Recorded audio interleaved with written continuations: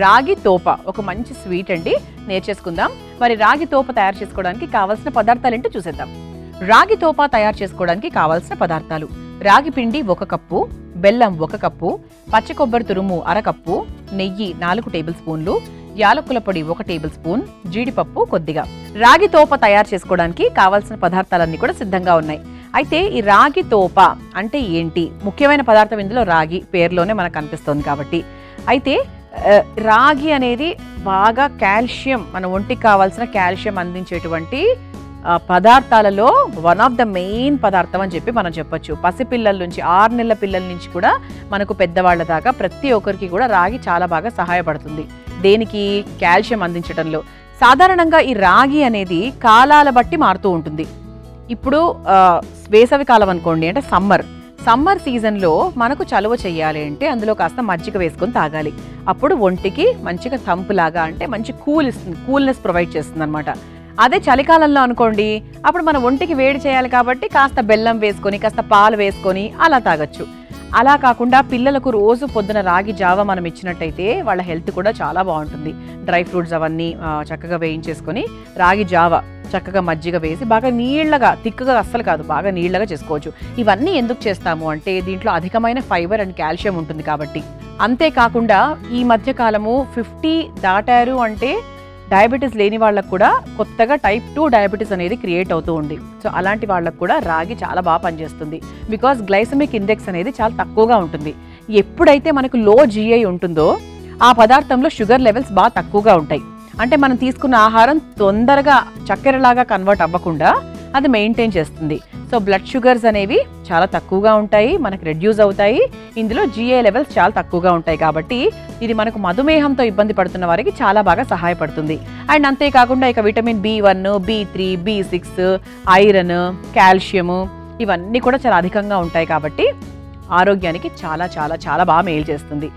అసలు అంటే ఆరోగ్యానికి మేలు చేసేవి ఎన్ని రకాలు చేసుకోవాలి అని ఒక ఆలోచన వస్తూ ఉంటుంది. కానీ రాగితో ఎన్ని రకాలు చేసుకోవచ్చు అండి? ఇంతకుముందు నేను చెప్పాను కదా, 4 రకాలు చెప్పా.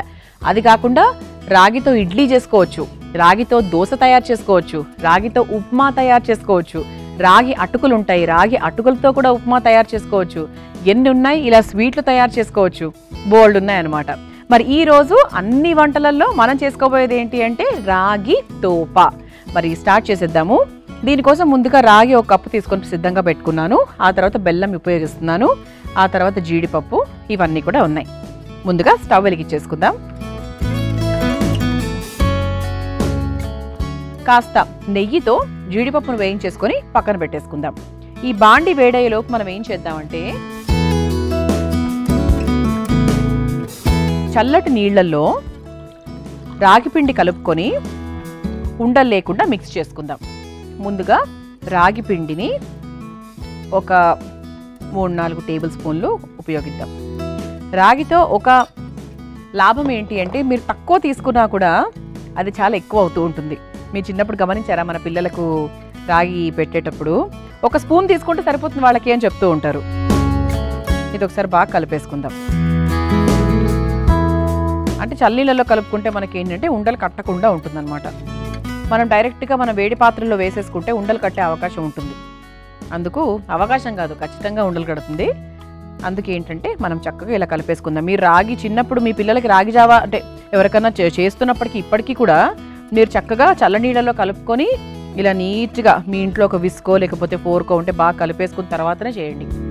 బాండీ కూడా వేడైందండి. ఇప్పుడు కాస్త నెయ్యి వేసుకుందాం. కాస్త నెయ్యి వేసుకొని జీడిపప్పును వేయించేసుకుందాం.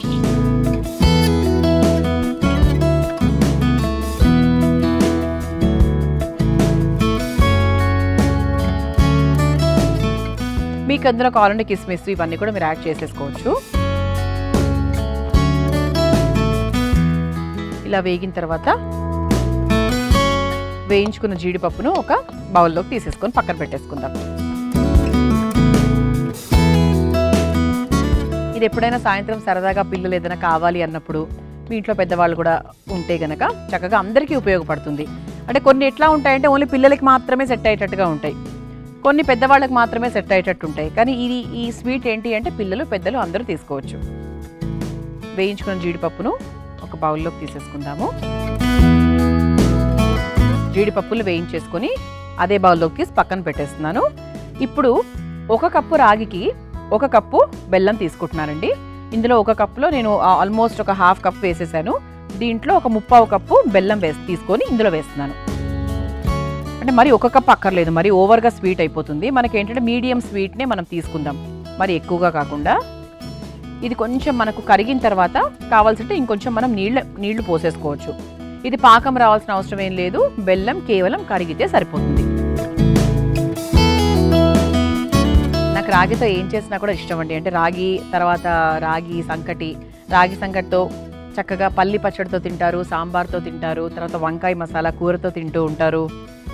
శాకాహారం వాళ్ళైతే చాలా బాగుంటుంది, ఎంత ఆరోగ్యకరమో అసలు. వారానికి ఖచ్చితంగా మీ పిల్లలకు రాగి ముద్ద పెట్టండి, హెల్త్కి చాలా చాలా మంచిది. ఇది పడదు, రాగి ముద్ద పడదు అనేవాళ్ళు అసలు అది తప్పు. అంటే మనకు అలా అనుకుంటాం. కొన్ని మనకి ఏంటంటే మొదటిసారి ఏదైనా అనుభవం కలిగితే అదే ఇంకా ఎప్పటికీ ఉంటుందేమో అనుకుంటూ ఉంటాం. అది ఇంకా మానవ సహజ లక్షణం అది. కానీ ఫస్ట్ టైంకి, సెకండ్ టైంకి, థర్డ్ టైంకి, ఫోర్త్ టైంకి ఇలా చాలా డిఫరెన్సెస్ ఉంటాయి. అందుకు ఎప్పుడూ కూడా ఒక నిర్ణయానికి రాకూడదు మనం. ఇప్పుడు ఇందులో కాస్త నీళ్లు పోసుకుందాము. బెల్లం కరిగింది, ఇందులో కొంచెం నీళ్లు పోసుకుందాం. ఇది ఒకసారి ఒక మరుగు వచ్చేదాకా తిప్పుకుందాం. ఇలా ఎక్కడ ఉండలు లేకుండా మనం ఇది చూసుకుందాం. బెల్లం కొంచెం మరుగు వచ్చిన తర్వాత ఈ రాగి వేసుకోవచ్చు. ఇక్కడ చూస్తే కనుక మీరు ఇదిగోండి, రాగి చక్కగా ఉండలు లేకుండా నీట్గా వచ్చింది. అండ్ మనం ఇందులో వేసిన తర్వాత కూడా, బెల్లం పాకంలో మనము ఈ మిశ్రమాన్ని వేసిన తర్వాత కూడా చాలా తిప్పుతూనే ఉండాలి. మనకు తెలిసిందే కదా రాగి జావని మనం ఎలా చేస్తాము, అదే విధంగా అనమాట. ఎక్కడ మనకి చెయ్యి ఫ్రీ అవ్వకూడదు, అది ఉండలు కట్టేస్తుంది. అదొక ఒక పాయింట్ వచ్చిన తర్వాత మనం వదిలేయచ్చు దాన్ని. రాగి ఎప్పుడూ కూడా మీరు 1 స్పూన్ తీసుకుంటే 1 కప్పు అవుతుంది, 2 స్పూన్లు తీసుకుంటే 2 కప్పులు అవుతాయి. సో అందుకు చాలా తక్కువ తీసుకుంటే మనకి ఎక్కువ మోతాదులో అవుతుంది అది.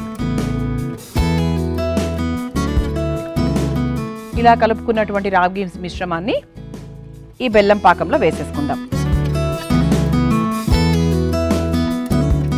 ఇలా కలుపుతూ వేసుకోవాలి.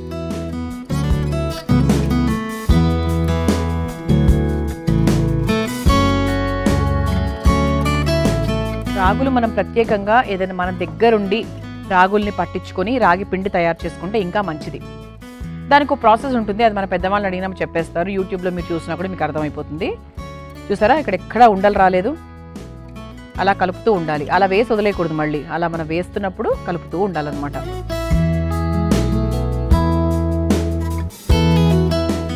ఇది మనం దగ్గర పడేదాకా చక్కగా కలుపుకోవాలి. మనం ఏం చేసాం, చక్కగా రాగి మిశ్రమాన్ని బెల్లం పాకంలో వేసేసుకున్నాము. చూసారా, ఒక 2 నిమిషాల్లో చక్కగా దగ్గర పడిపోతుంది. కాకపోతే అప్పటికి కూడా మనం కలుపుతూ ఉండాలి.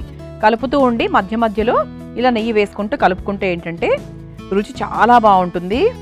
అలాగే మన బాండి కూడా అంటుకోకుండా ఉంటుంది. చూసారా ఇలా, వావ్. ఎందుకంటే స్వీట్ కూడా కదండి, మనకి నెయ్యి వేస్తూ కలుపుకుంటే వచ్చే రుచి అసలు మామూలుగా ఉండదన్నమాట. చూసారా, ఇలా చక్కగా దగ్గర పడిపోయింది, ఒక చక్కటి హల్వా లాగా అయింది. ఇప్పుడు మనము చివరిగా పచ్చి కొబ్బరి తురుము వేసేసుకుందాం.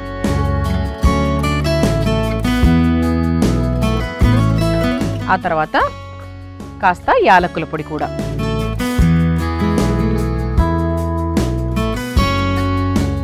ఇది ఒకసారి కలిపేసుకుందాం.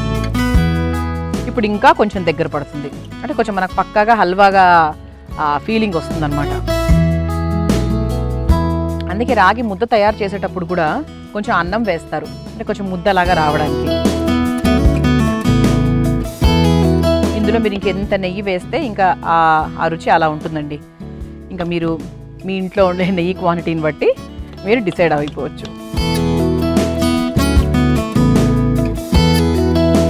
అలా మధ్య మధ్యలో నెయ్యి వేసుకుంటూ చేసుకుంటే బాగుంటుంది. చూసారా, ఇలా మంచి నెయ్యి వేయగానే ఒక చక్కటి షైన్ వచ్చేసింది. ఇది అయిపోయినట్టే అండి. ఇక మనం స్టవ్ ఆఫ్ చేసేసుకొని సర్వింగ్ ప్లేట్లోకి తీసేసుకుందాం.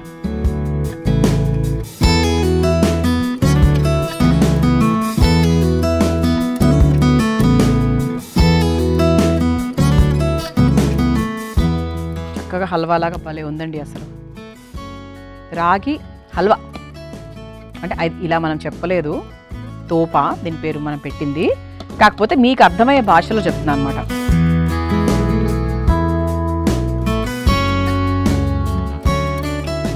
ఇలా పైన నుంచి మనం వేయించుకున్నటువంటి జీడిపప్పుల్ని కూడా వేసేసుకుందాం.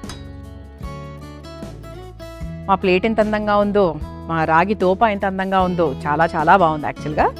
మరి దీన్ని ఎప్పుడెప్పుడు రుచి చూడాలా అని నేను ఎదురు చూస్తున్నాను. మీరు ఎదురు చూస్తుంటే కనుక రాగి తోప తయారు చేసుకోవడానికి కావాల్సిన పదార్థాలు, తయారు చేసుకునే విధానాన్ని మరొకసారి చూసేయండి. రాగి తోప తయారు చేసుకోవడానికి కావాల్సిన పదార్థాలు: రాగి పిండి 1 కప్పు, బెల్లం 1 కప్పు, పచ్చి కొబ్బరి తురుము 1/2 కప్పు, నెయ్యి 4 టేబుల్ స్పూన్లు, యాలకుల పొడి 1 టేబుల్ స్పూన్, జీడిపప్పు కొద్దిగా. రాగి తోప తయారు చేసుకునే విధానం: ముందుగా ఒక మిక్సింగ్ బౌల్లో నీళ్లు పోసి రాగి పిండిని వేసి ఉండలు కట్టకుండా కలుపుకొని పక్కన పెట్టుకోవాలి. ఇప్పుడు స్టవ్ వెలిగించి ప్యాన్లో నెయ్యి వేసి కరిగిన తర్వాత జీడిపప్పును వేసి వేయించి తీసి పక్కన పెట్టుకోవాలి. ఇప్పుడు అదే ప్యాన్లో కాస్త బెల్లం వేసి ఆ బెల్లం కరిగిన తర్వాత ముందుగా తయారు చేసుకొని పెట్టుకున్న రాగి పిండి మిశ్రమాన్ని కూడా పోసి ఉండలు కట్టకుండా దగ్గర పడేంత వరకు కలుపుకోవాలి. తర్వాత నెయ్యి వేసి అడుగంటకుండా కలుపుకోవాలి. ఇప్పుడు కొబ్బరి తురుము, యాలకుల పొడి వేసి బాగా కలిపి 2 నిమిషాల పాటు దగ్గర పడేదాకా మగ్గించుకోవాలి. చివరిగా ఒక సర్వింగ్ ప్లేట్లోకి తీసుకుని పైన నుంచి వేయించుకొని పెట్టుకున్న జీడిపప్పులతో గార్నిష్ చేసుకుని సర్వ్ చేసుకుంటే రాగి తోప రెడీ.